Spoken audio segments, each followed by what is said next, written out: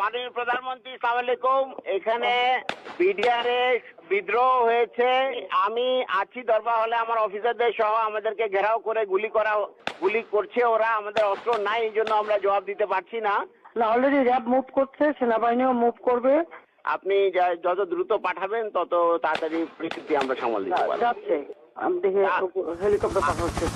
মাননীয় প্রধানমন্ত্রী, আপনার সাথে যখন কথা হচ্ছিল মহাপরিচালকের, যদি তখন আপনি সেনাবাহিনী পাঠাতেন, র্যাব পাঠাতেন, আবার আপনার বন্ধুরা